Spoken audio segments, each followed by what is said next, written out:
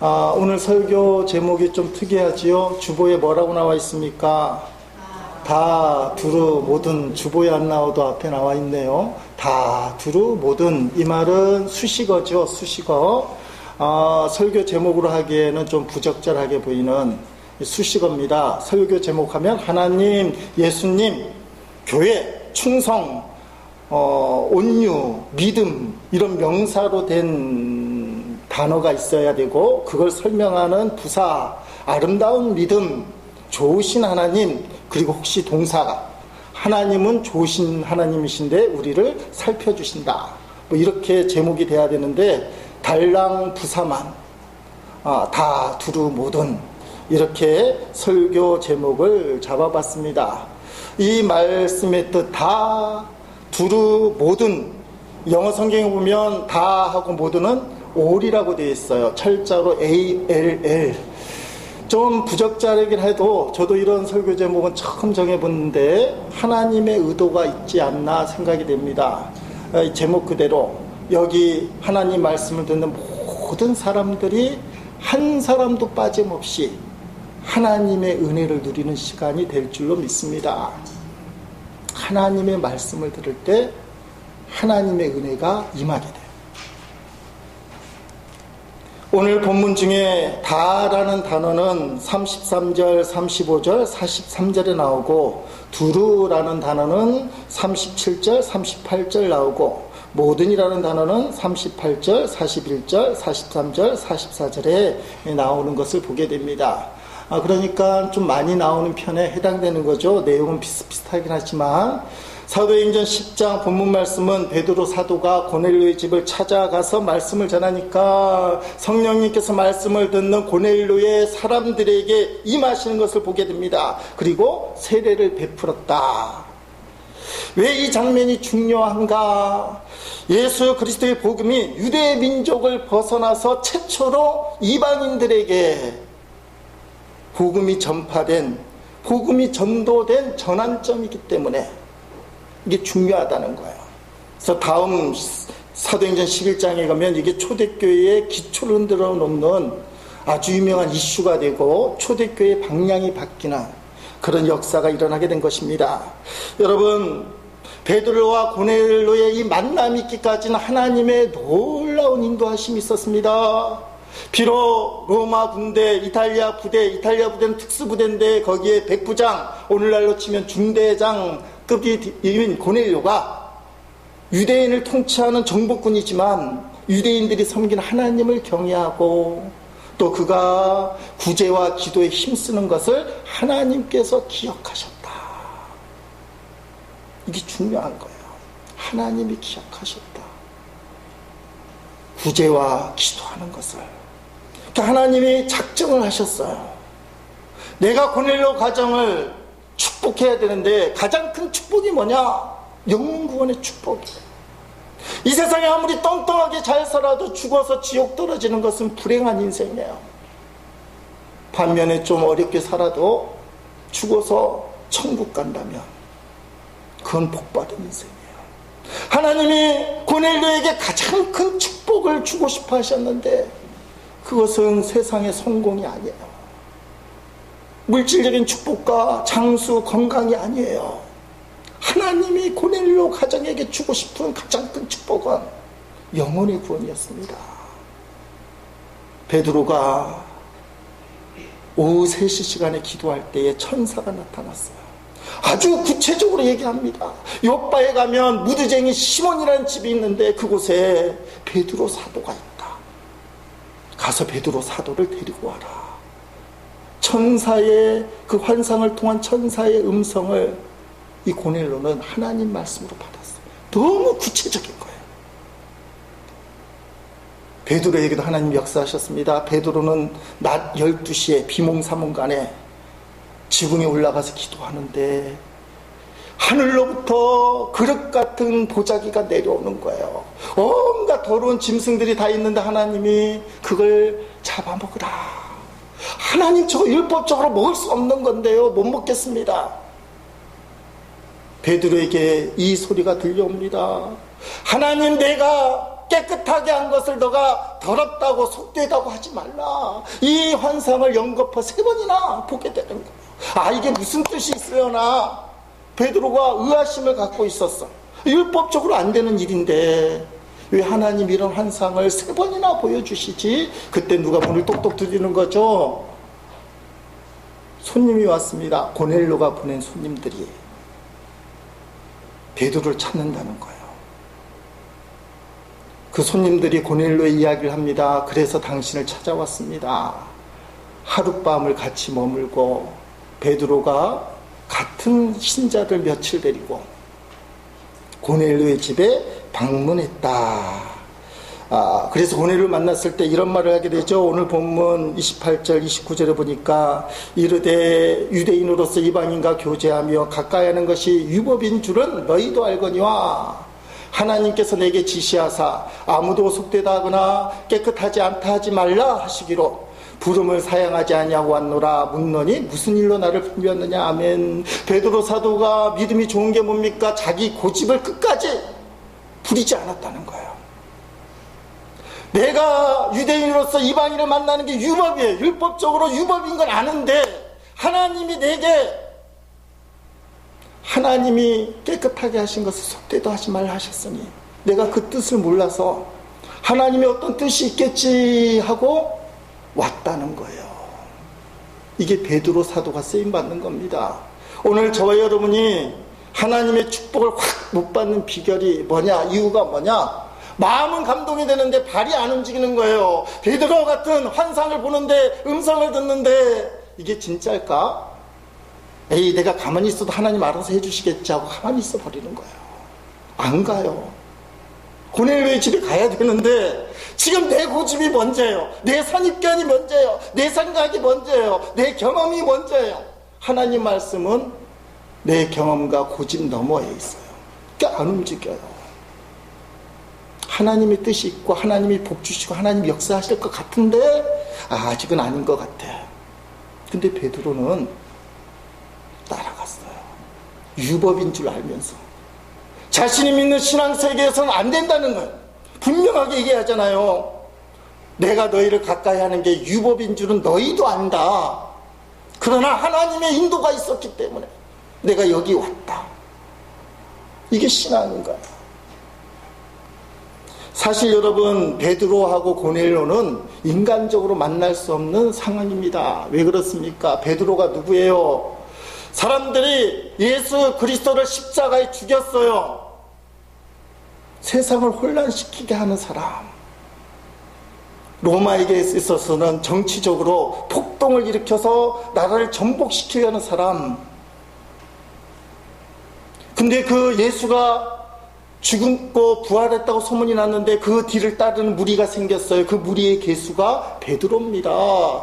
베드로는 이미 사회 혼란죄로 감옥에 갔다 왔어요. 감옥에서 나올 때 뭐라고 얘기합니까? 다시는 예수 그리스도의 복음을 전하지 마라. 사회를 혼란케 하지 마라. 너 한 번 더 예수 전하고 사회를 혼란케 하면 죽어.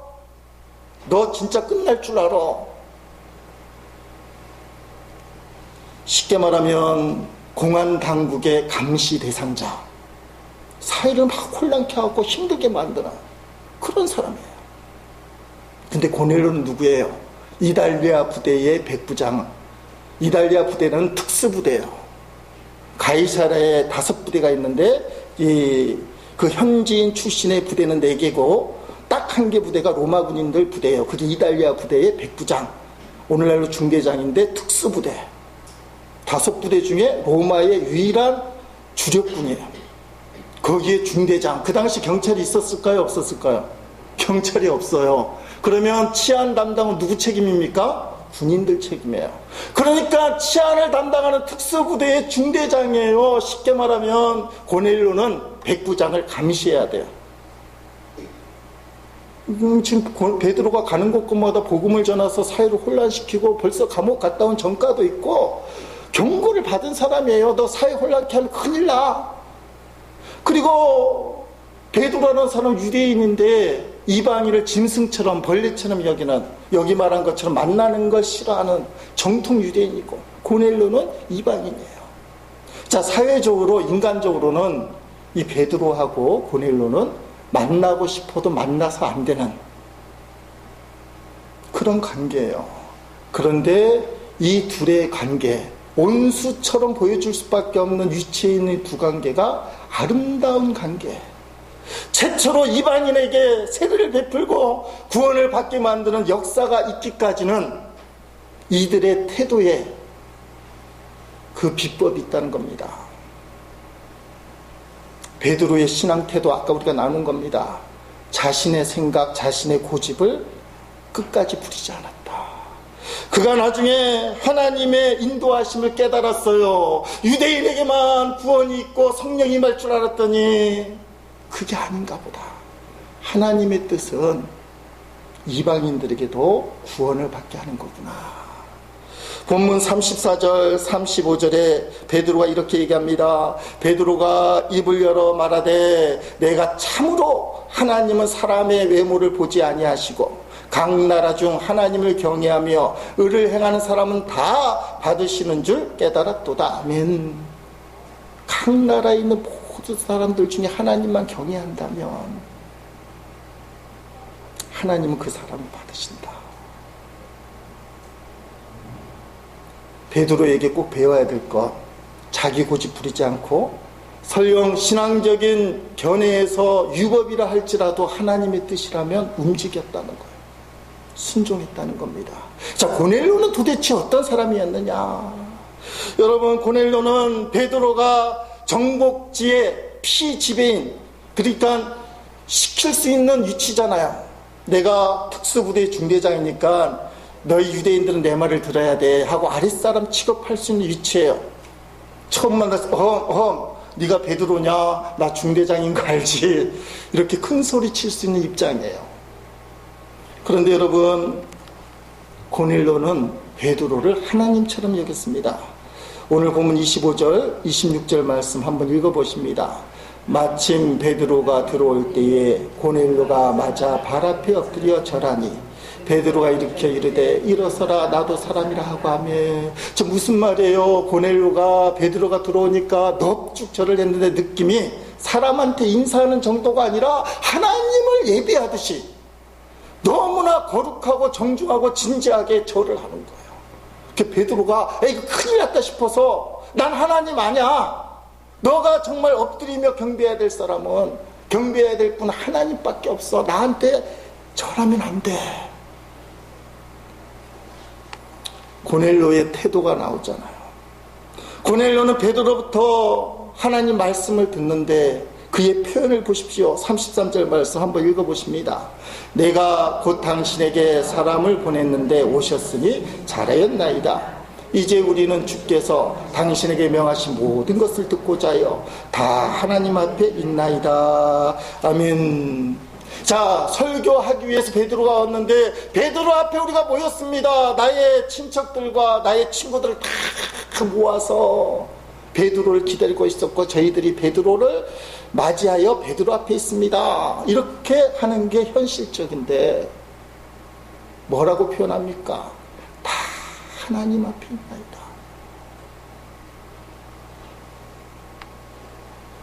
여러분, 이게 성도의 태도라는 거예요. 우리가 김혜재 감리교 예배당에 나와서 지금 주일 예배를 드리고 있습니다. 어떻게 보면 눈으로 보면 그럭저럭한 예배당에 그럭저럭한 목사님의 또 그럭저럭한, 여러분은 그럭저럭한 아니죠. 참으로 유대하신 성도들과 함께 하나님 앞에 예배를 드리고 있고 말씀을 듣고 있어요. 이게 뭐라고요? 따라합시다. 다 하나님 앞에 있습니다. 이게 고넬료의 신앙 태도예요. 사람을 사람으로 보지 않은 것입니다. 하나님으로 봤어요. 내가 충분히 베드로를 이래라 저래라 할 수 있는 정복자요. 어떻게 보면 상급자일 수도 있어요. 그러나 말씀을 전하는 베드로를 하나님처럼 여기는 거예요. 엎드려 절하고 우리 모두가 다 하나님 앞에 있습니다. 여러분, 고넬료 믿음이 어떤 믿음이에요? 천사가 말해준 그 환상 속에 들은 이야기를 확신했어요. 요바에 베드로가 있다, 사람 보내라. 좀 알아보고요. 그게 거짓말이면 어떡해요? 헛수고일 텐데. 아닙니다. 바로 보냈어요. 그리고 어떻게 해요? 베드로가 도착하고 난 다음에 확인을 하고 난 다음에 사람들을 모으는 게 정상이잖아요. 야, 베드로가 왔다. 내가 본 환상이 진짜다. 그러니 너희들 와서 봐라. 우리 베드로에게 하나님 말씀 좀 들어보자. 다 그렇게 할 거예요. 근데 고넬료가 성질이 급했던지 믿음은 좀 급한 게 좋은지도 몰라요. 사람들을 베드로 초청하러 보내놓고는 자신의 친척과 친구들 다 모아놓고 베드로 오기만을 기다리고 있는 거예요.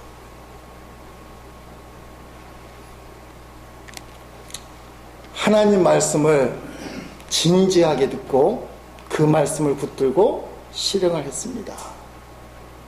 요새 열왕기상 새벽기도 묵상하는데 좀 답답한 마음이 있어요. 하나님이 이스라엘의 가장 악한 왕인 아합 왕을 왜 그렇게 사랑하는지, 엘리야 선지자를 통해서 그냥 한 주먹에 없애야 될, 그래도 속 시원하지 않는 그 답답한 아합 왕을 하나님이 여러모로 은혜를 부어주셔요. 아람 왕 베나닥과 전쟁을 하는데 사람의 방법으로 이길 수 없어요. 수만 명, 수십 명 숫자가 안 나오는데 최소한 13명 넘는 대군을 겨우 7,000명이 넘는 군대를 데리고 싸우는데 하나님이 이기게 해주셔요. 하나님은 다른 전쟁은 어떻게 이겼는지 얘기합니다. 복병을 했든지 여리고성이 무너졌든지. 근데 이 전쟁은 열왕기상 18장 이런 데 보면 방법이 안 나와요. 그냥 맞짱 떴대요. 대낮에. 아니, 적은 수로 이기려면 게릴라 작전을 하든지 복병을 하든지 야간 기습을 하든지 해야 되는데 대낮에 가서 싸웠다. 7,000명이 13명을 이겼다. 그것도 2번이라. 근데 성경에 보니까 아합이 나중에는 비극적으로 죽어요. 하나님이 은혜를 계속 부어주시는데 하나님 말씀을 안 들어요.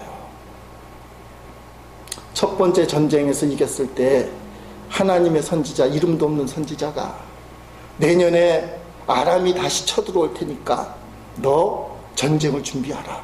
전쟁 준비하래요. 두 번째 전쟁에서 이기니까 하나님은 아람 왕 베나닷을 없애기를 원하셨어요. 근데 이 나쁜 아합 왕이 무슨 생각을 했느냐? 하나님이 계속 나를 도와주겠냐? 자기가 봐도 자기가 잘 알아요. 여러분 보면 알잖아요. 내가 하나님 은혜로 살긴 하는데 내 꼬락서를 보니까 하나님이 다음 전쟁에도 도와줄까? 아무리 생각해도 아니에요. 그래서 덜컥 베나닥하고 협조를 맺어요. 조약을 맺어서 살려주는 겁니다. 자신 살 길을 스스로 찾는 거예요. 하나님이 진노하셔요. 여러분, 하나님 말씀을 아합이 지독하게 안 들어요.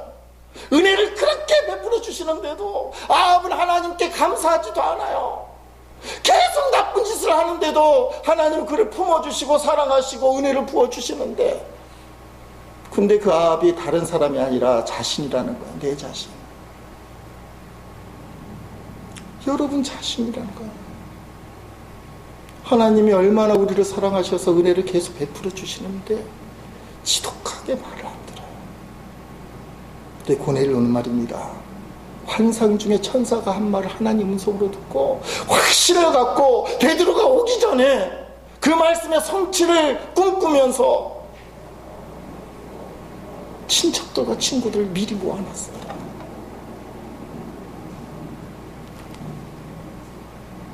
여러분, 이게 믿음일 수 있어요. 하나님 말씀을 진지하게 받아들이고 수용하는 것. 베드로와 고넬료는 만날 수 없는 관계지만 아름다운 만남이 된 것은 하나님의 역사예요. 둘 다 기도 가운데 환상을 보고 하나님의 인도함을 받았어요. 우리가 살면서 만나지 말아야 될 사람을 만나는 경우가 있습니다. 베드로와 고넬료와 같이. 그런데 그 만남이 아름답게 되기 위해서 사람들이 상처를 받는데 가장 큰 상처가 어디서 받겠습니까? 사람과의 관계에서 받아요. 사람들의 관계 때문에 상처를 입고 힘들어하고 죽고 싶은 마음도 들고 자신의 삶을 방치하기도 하는 것입니다. 여러분, 그때 우리에게 필요한 것이 있어요. 따라합시다. 주님의 눈으로 상대방을 보자. 주님이 저 사람에게도 역사하신다. 하나님이 저 사람을 보내주실 때는 이유가 있는 거다. 베드로가 고넬료를 볼 때 그랬죠. 이방인이지만 하나님이 역사하신다. 고넬료가 비록 자기가 지배하는 민족의 베드로지만 하나님이 보내주셨구나. 이게 중요해요. 저 사람에게도 하나님이 역사하시는구나. 저 사람을 하나님이 보내주셨구나. 아직 5월은 가정의 달 아닙니까? 우리 인간관계 속에, 상처를 주는 인간관계 속에 주님이 계셔야 돼요. 저 사람에게 주님이 역사하시는구나. 주님이 저 사람을 내게 보내주셨구나. 어떤 사모님이 계셔요. 목사님한테 뭐라고 부르냐면 주님 그런다는 거예요. 목사님이 듣기에는 좋은데 이게 참 거북해요. 사모님이 좀 기분 나쁘게 눈을 이렇게 부리부리하고 화를 막 내고 그러면 사모님이 주님이 그러시면 돼요. 그러는 거야. 주님이 화내고 눈 부리고 하면 좀 주님이 안 같잖아요. 그 목사가 좀 할 말이 없어요. 화내고 막 성질내고 하고 싶은데 목사도 화내고 성질 냅니다. 근데 주님 그러면 좀 힘들어지는 거예요. 에베소서를 보십시오. 에베소서 5장 22절 또 6장에는 인간관계가 나와요. 거기에 보면 인간관계의 중심점이 주님이라고 되어 있어요. 에베소서 5장 22절, 에베소서 5장 25절 한번 같이 읽어봅니다. 아내들이여 자기 남편에게 복종하기를 주께 하라. 남편들아 아내 사랑하기를 그리스도께서 교회를 사랑하시고 그 교회를 위하여 자신을 주신 같이 하라며. 자, 주께 하듯 남편에게 복종하고, 남편은 주님이 교회를 위하여 자기를 생명을 준 것처럼 아내를 위하여 생명을 주라. 주님이 있어요. 자, 자녀와 부모의 관계, 에베소 6장 1절에 보면 자녀들아 주 안에서 너희 부모에게 순종하라. 이것이 옳으니라. 에베소 6장 4절 또 아비들아 너희 자녀를 노엽게 하지 말고 오직 주의 교훈과 훈계로 양육하라. 주님이 있어야 돼요. 또 사회생활을 얘기합니다. 그 당시는 노예제도니까 노예 주인과 종의 관계예요. 에베소 6장 5절에 종들아 두려워하고 떨며 성실한 마음으로 육체의 상전에게 순종하기를 그리스도께 주님께 하듯하라.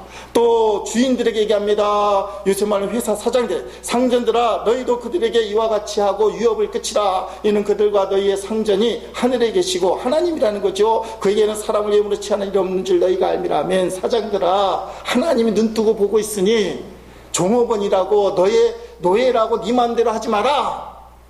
모든 관계 속에 주님을 두라는 거예요. 제가 이 말씀을 묵상하면서 주님을 둔다는 게 뭐냐? 주님이 십자가에서 우리를 사랑하고 우리를 위해 희생했듯이 내가 남편을 사랑하고 희생하고 아내를 사랑하고 희생하고 자녀를 사랑하고 희생하고 회사 생활하면 사장을 사랑하고 희생하고 직원을 사랑하고 희생해야 되는구나. 아니라는 거예요. 내가 사랑하고 희생한다고 생각하는 게 얼마나 큰 교만이라는 것을 깨달았어요. 목회에서 보니까 나는 교인들을 사랑하고 여러분들을 위해서 희생할 줄 알았어요. 근데 그게 교만이에요. 여러분, 왜 남편을 또 아내를 사랑하고 희생해야 되는데 안 됩니까? 우리는 사랑할 줄도 모르고 희생할 줄도 모르는 죄인이에요. 그게 인정이 안 되는 거예요. 왜 부부싸움이 오래 갑니까? 3일, 한 달, 1년. 저희는 1년 간 적은 없어요. 한 달 간 적도 없긴 한데 경험상 보니까 우리 집사람이 나보다 잘못했다는 거예요. 집사람이 먼저 잘못했다고 얘기하기 전에는 화해는 없다. 이게 그래서 끝까지 가는 거예요. 3일, 일주일, 한 달도 이렇게 가는 거예요. 어떤 사람은 1년, 어떤 사람은 평생.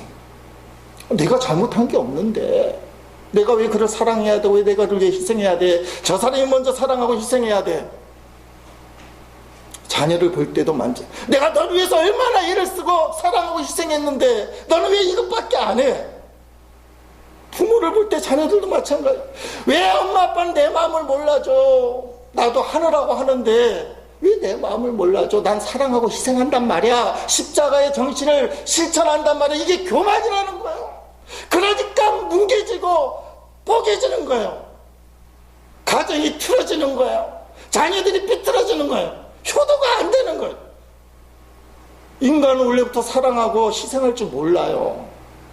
사랑하고 희생한다고 생각하니까, 내가 베푼다고 생각하니까 받을 생각을 하기 때문에 인간관계가 깨지는 거예요.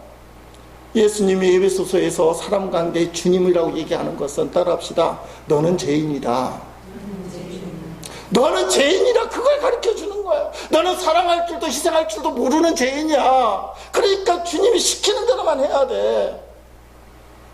너가 뭐가 됐다고 사랑한다고 착각하냐? 너가 뭐가 된다고 희생한다고 착각하냐? 내가 가장으로서 가족을 사랑하고 희생한다고 스스로 생각하지만 너 죄인이야. 넌 정말 가족을 사랑하고 희생할 수 없어. 너 자신 알잖아. 중요한 순간에 가족을 버리고 네가 하고 싶은 거 하는 거 알잖아. 너는 사랑하고 희생하는 존재가 아니야. 넌 주님이 필요한 존재야.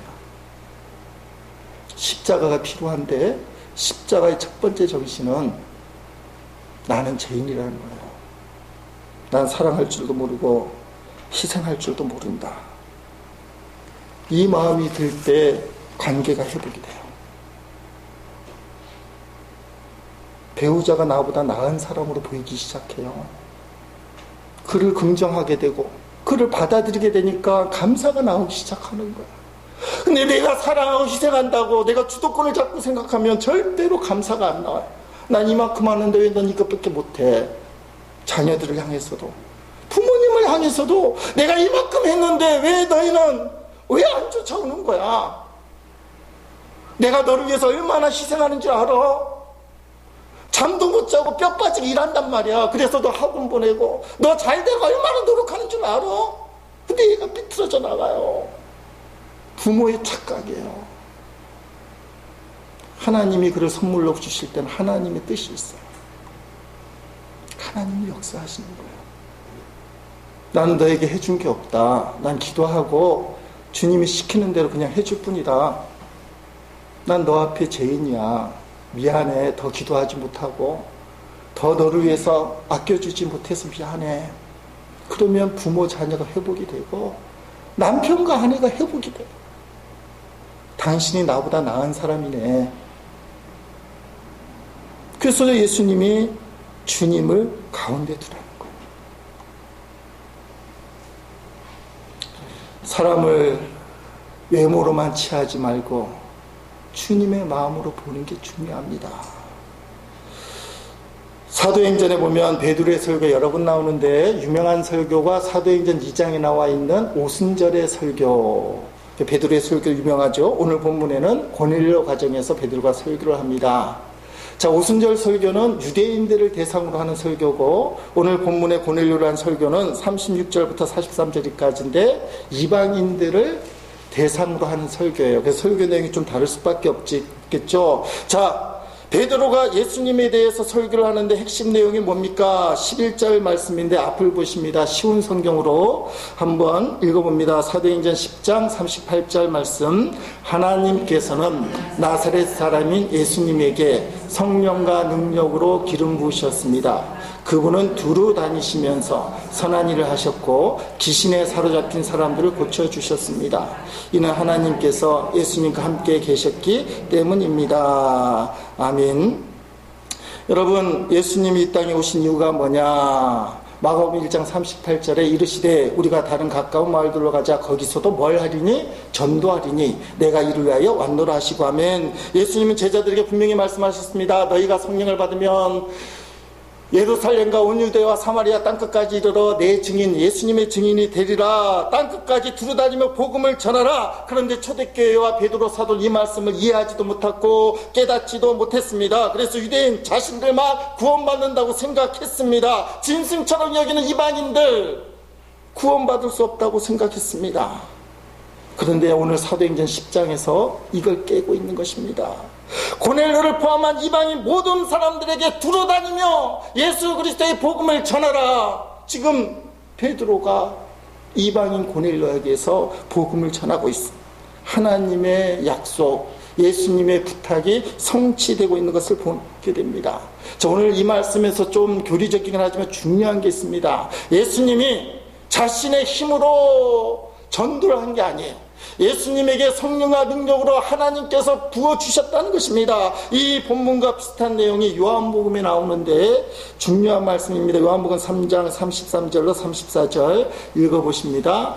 그의 증언을 받는 자는 하나님이 참되시다는 것을 인쳤느니라. 하나님이 보내신 이는 하나님의 말씀을 하나니 이는 하나님이 성령을 한량없이 주십니다. 아멘. 예수님이 복음을 증거하는데 예수님이 복음을 증거하도록 그 내용거리를 주시는 게 하나님인데요, 하나님의 것을 누구를 통해 주시느냐? 예수님에게 성령님을 통해 주신다는 겁니다. 그래서 사도행전 10장 38절에 성령과 능력으로 예수님께 기름 부음 하셨다, 이 교리를 잘 알아야 돼요. 성령님을 통해서 예수님의 말씀을 들으면 하나님이 참되다는 것을 깨닫게 되는 거예요. 그럼 하나님을 아버지라 부르게 되고, 성령님을 통해서 예수님의 말씀이 나에게 주시는 생명의 말씀으로 받아들이게 되고, 그 생명의 말씀을 주시는 예수님이 내 안에 계신 것을 성령님을 통해서 확신하게 돼요. 그게 어려운 말인 줄 압니다. 영적으로 민감하고 예수 그리스도에 대한 눈이 열린 사람은 감이 탁 잡히지만, 이게 도대체 뭔 말이야? 그 말이 하나님, 예수님, 성령이 이게 복잡한데, 자, 예수님 하나님의 아들이신데 스스로 복음을 전하지 않으셨다. 하나님이 주신 말씀을 성령을 통해서 두루 기름 부으셔서 예수님에게 말씀을 주셨어요. 성령이라께서 주신 말씀이 예수님 속에 있다는 겁니다. 예수님 복음을 증거하면 성령님이 그 말씀을 통해 함께 역사가 돼요. 그런 말씀을 듣는 사람이 성령을 통해서 예수님을 구주로 영접하게 돼요. 지금 고릴로 가족들이 성령의 말씀을 듣는 거예요. 베드로를 통해서. 그래서 성령이 기름 부으시고 세례를 받게 되는 거예요. 이렇게 설명해도 예수 그리스도가 안 보이면 이해가 안 돼요. 무슨 말씀이냐? 내 안에 계신 예수님을 깨닫게 해주셔요. 예수님이 깨닫는 순간에, 야, 하나님 아버지가 진짜 참되시다, 천지를 만드신 하나님. 옛날에 오래된 중직들이 우주 만물을 창조하신 전지전능하신 하나님, 듣기 싫다. 기도할 때마다 우주 만물을 창조하시고 전지전능하신, 그게 무슨 뜻인가? 근데 성령님이 임한 말씀, 복음의 말씀, 생명의 말씀을 듣고 깨닫는 순간에, 야, 하나님은 우주 만물을 창조하신 분, 전지전능하신 분, 이게 너무 좋은 거예요. 깨달아지는 거예요. 그래서 하나님이 참되시다. 하나님이 그 말씀을 예수님에게 부어주셨는데, 성령께서 부어주신 그 말씀이 예수님의 말씀을 통하여 설교나 또는 성경을 읽을 때 말씀이 성령을 통해 내 안에 들어와요. 그럼 예수님을 구주로 보게 돼요. 성령님이 내 안에서 예수님을 구주로 믿게 만들어요. 그러면 하나님의 자녀가 돼요. 오늘날 교회들이 잃어버린 게 성령의 기름 부으심과, 성령의 기름 부으심은 어노인팅이라고 하는데 성령의 기름 부으심과 역사예요. 성령 충만. 그때 신앙은 따라합시다. 임마누엘, 하나님이 함께 하신다는 것을 경험하게 돼요. 38절에도 얘기하잖아. 이는 하나님께서 예수님과 함께 계셨기 때문이다. 성령의 기름 부음을 통해서 듣는 모든 사람들에게 하나님이 함께 하셔서 역사가 일어났다. 성령님은 우리에게 하나님을 아버지라고 합니다. 로마서 8장 16절, 성령이 친히 우리의 영과 더불어 우리가 하나님의 자녀인 것을 증언한다. 우리 하나님을 아버지라고 얘기하는 건 성령의 역사예요. 성령님은 우리의 연약함을 도우시며 통곡하면서까지 기도해 주십니다. 그만큼 좋은 분이에요. 한번 읽어보십니다. 로마서 8장 26절 말씀 다 같이 읽겠습니다. 이와 같이 성령도 우리의 연약함을 도우시나니 우리는 그거를 알지 못하나 오직 생명이 말할 수 없는 탄식으로 우리 외에 친히 간구하시니라. 아니, 여러분이 기도 생활 안 하는데도 영원히 유지되는 이유가 뭐예요? 성령님이 우리 안에서 통곡하며 탄식하며 아무개야 하면서 기도하고 있다는 거예요. 아방, 그 악한 아방을 하나님이 계속 복주신 것처럼 내가 기도 안 하고 삐뚤어지게 나갔는데도 성령님이 나를 붙들고 통곡하는 거예요. 하나님께 기도하고 있다. 율법적인 신앙생활, 죄책감에서 벗어나는 방법도 성령의 역사입니다. 로마서 8장 1절 2절 같이 읽습니다. 그러므로 이제 그리스도 예수 안에 있는 자에게는 결코 정죄함이 없나니 이는 그리스도 예수 안에 있는 생명의 성령의 법이 죄와 사망의 법에서 너를 해방했습니다. 아멘. 성령이 임하면 신앙생활이 무겁지가 않아요. 바닷가에 바닷물이 쑥 나간 썰물이 된데 모래턱에 나룻배가 턱하니 걸쳐 있으면 나룻배 움직이기가 너무 힘들어요. 모래바닥에서 그 나룻배 움직이려면 너무 힘들어요. 근데 바닷물이 싹 들어오고 밀물이 되어서 나룻배가 물 위에 뜨면 어린아이가 툭 건드려도 나룻배는 움직여요. 신앙생활이 편안하고 자유롭기 위해서 성령의 기름 부으심, 율법적이지 않기 위해서 은혜가 충만한 것이 성령의 기름 부으심이다. 어떻게 성령을 받느냐? 사도행전 2장 38절 읽어보십니다. 베드로가 이르되 너희가 회개하여 각각 예수 그리스도의 이름으로 세례를 받고 제사함을 받으라. 그리하면 성령의 선물을 받으냐면, 세례가 뭡니까? 하나님 앞에 더 이상 나는 고아가 아닙니다. 버려진 자식이 아닙니다. 이제부터 하나님이 내 아버지가 되고 내 인생의 책임자, 내 인생의 보호자, 내 인생의 인도자, 구주가 되심을 내가 하나님과 사람 앞에 고백합니다. 그 고백을 보고 목사가 성부와 성자와 성령의 이름으로 아무에게 세례를 주노라, 하나님의 자녀된 걸 선포하는 것. 세례는 믿음인 것입니다. 믿음을 고백할 때 성령이 임한다. 오늘 본문에도 보니까 말씀을 들을 때, 베드로를 통한 하나님 말씀을 들을 때 이 성령이 임했어요.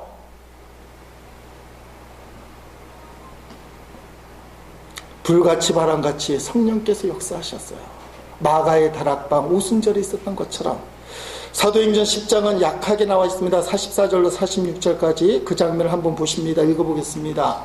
베드로가 이 말을 할 때에 성령이 말씀 듣는 모든 사람에게 내려오시니 베드로와 함께 온 할례 받은 신자들이 이방인들에게도 성령 부어주심으로 말미암아 놀라니 이는 방언을 말하며 하나님 높임을 들음이노라. 아멘. 저는 우리 제1감육의 모든 식구들이 한 사람도 빠짐없이 오늘 말씀처럼 모두 다 베드로의 말씀을 들은 고넬로의 식구들이 다 성령을 받은 것처럼 여러분들이 성령 받기를 주의 이름으로 축원드립니다. 예수님이 우리에게 약속해 주셨어요. 십자가에 죽으시고 부활 승천하셔서 떠나실 때에 제자들 너희만 혼자 남아들은 게 아니다. 너희는 고아가 아니다. 쉬운 성경으로 읽어봅니다. 요한복음 14장 16절로 18절 말씀 중요합니다. 천천히 읽겠습니다. 내가 아버지께 구하겠고 그분은 너희와 영원히 함께 있을 다른 보혜사를 보내주실 것이다. 그분은 진리의 성령이시다. 세상은 그분을 보지 못하고 알지도 못하므로 그분을 받을 수 없다. 그러나 그분이 너희 안에 계시고 너희는 그분 안에 있기 때문에 너희는 그분을 아는 것이다. 나는 너희를 고아처럼 버려두지 않고 너희에게로 다시 올 것이다. 아멘. 성령님이 보혜사 성령님으로 승천하신 예수님 대신에 오시는데 그분이 누구예요? 예수님이라는 거예요. 이게 신비의 삼위일체입니다. 하나님이 내 안에 계신 거예요. 예수님이 내 안에 계신 거예요. 그걸 성령님이 내게 임하셨다고 표현하는 거예요. 내가 너희를 고아처럼 버려두지 아니하고 성령으로 너희 안에 있을 것이다. 이건 우리의 신앙 고백으로 내 안에 계신 예수님. 예수님은 내 안에 계시다. 저와 여러분은 고아가 아니라 하나님이 선택받은 하나님의 자녀라는 사실입니다. 우리 아버지 하나님은 절대로 저와 여러분을 포기하지 않아요. 우리가 사는 세상이 쉽지 않습니다. 예수 믿는다고 해서 고통과 환난, 실패, 질병, 어려움이 떠나가는 게 아니에요. 우리에게 닥쳐옵니다. 그러나 왜 믿음이 중요합니까? 우리가 그 세상의 실패, 환난, 질병 거기에 지지 않는다는 거예요. 예수의 이름으로 우리가 이긴다는 거예요. 요한복음 16장 33절 말씀 아닙니까? 너희가 세상의 환난을 당하라 담대하라 내가 세상을 이겼노라. 사도 바울은 고린도 교인들에게 자신의 간증을 이렇게 고백합니다. 고린도후서 4장 7절로 10절 같이 읽겠습니다. 우리가 이 복에 예수님을 질그릇에 가졌으니 이는 심히 큰 능력은 하나님께 있고 우리에게 있지 아니함을 알게 하려 함이라. 우리가 사방으로 우겨쌈을 당하여도 쌓이지 아니하며 답답한 일을 당하여도 낙심하지 아니하며 박해를 받아도 버림받지 아니하고 거꾸로 뜨림을 당하여도 망하지 아니하고 우리가 항상 예수의 죽음을 몸에 짊어지면 예수의 생명이 또한 우리 몸에 나타나게 하려 함이라며. 사도 바울이 고린도 1장에 보니까 사형 선고를 받아서 사회 소망이 끊어졌다. 그런데 우리가 하나님만을 의지하기 위해서 이런 어려움을 주신다. 죽을 처지에서 살 소망이 끊어지고 사형 선고받은 그 자리에서 사도 바울이 살리심을 받았어요. 그래서 이렇게 고백하는 겁니다. 너희가 사방의 우거쌈을 당하여도 싸매지 않는다. 너희가 답답한 일을 당해도 낙심하지 않는다. 너희가 박해를 받아도 버림받지 아니한다. 너희가 거꾸로 때림을 당하여도 너희는 망하지 않는다. 이 사도 바울의 간증. 내 인생은 질그릇입니다. 내 육신은 질그릇이에요. 내 믿음은 질그릇이에요. 세상 말로 개떡같이 못해요. 하늘로 가지만 실패했어요. 별것도 없어요. 그렇지만 내 안에 질그릇 안에 예수님이 계셔요. 그분은 보배예요. 그 보배가 나를 이기게 해주신다는 거예요. 나를 실패의 자리에 그대로 두지 않는다는 거예요. 절망이 그 자리에 우두커니 멈추고 쓰러지게 두지 않는다는 거예요.